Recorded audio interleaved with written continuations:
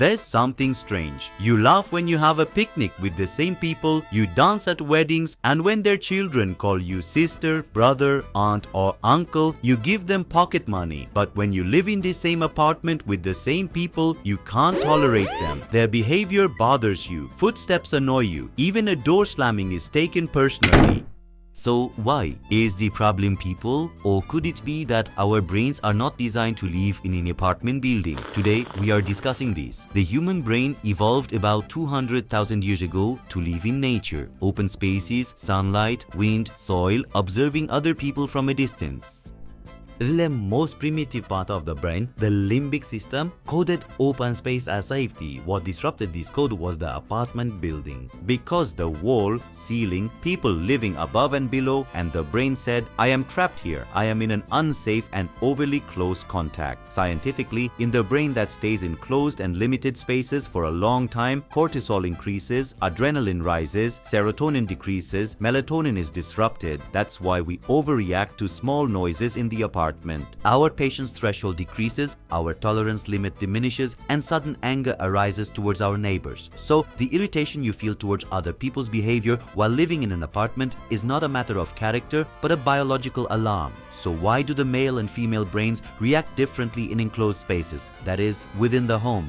Throughout history, the female brain evolved to focus on protecting the settled area, while the male brain evolved to explore the outside area. In the female brain, awareness of details, environmental order, and a sense of a safe space are prominent. In the male brain, the need for movement, changing spaces, and going outside is dominant. Therefore, a woman who stays at home for a long time tends to take ownership of the apartment and neighbors. The man who stays at home for a long time thinks about how to get outside. This is not about superiority or saying a woman's place is at home. It's an evolutionary role difference. Because in our ancestors, the man went hunting and the woman maintained order in the cave. For thousands of years, people lived in tents, camps, and open settlements. In a tent, personal space was unclear, but social boundaries were clear. Who spoke when? Who stayed silent? Who was the leader? Who set the rules? So what happened in the apartment? We became physically very close, socially very distant, and we needed to choose a manager. Our brain naturally said, I don't know the people this close to me. This is a big threat for me. So why do people who live in the same apartment for a long time either love or hate each other? Because an apartment is an environment of constant exposure, without escape. It is full of repetitive stimuli. The brain chooses one of two paths. One, connect. If this person is in my group, to declare them an enemy, say this person is a threat to me. It's very hard to find the middle ground. That's why people in the same apartment either become like family or long-lasting hostility begins. This is as much sociological as it is neurological. Let's briefly talk about when the apartment culture developed in our country. It mainly formed rapidly and unplanned after the 1950s with the migration from rural to urban areas. Unfortunately, the brains of our grandparents were not yet ready for this. Because there was a courtyard culture, there was a neighborhood culture. There were parents who would say, help your brother or sister, my dear. So, back then, we heard or experienced the news that now chokes us up less frequently. Who knows?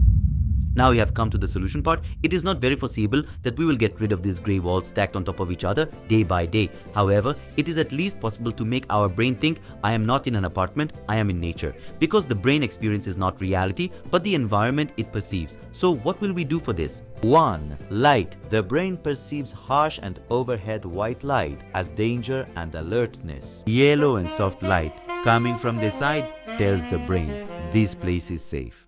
2. Wall color.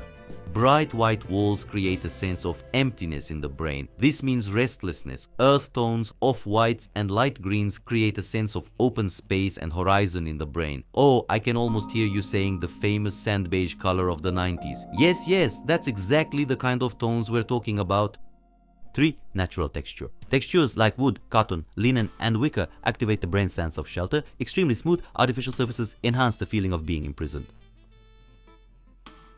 4. Plants. Plants trigger a very old safety code in the brain. They convey the message, this place is alive, this place is safe. Even one is enough for you. 5. Sound and scent. Gentle nature sounds and natural scents shut down the brain's alarm center. Rain, wind, lavender, cedar calm the brain without it noticing.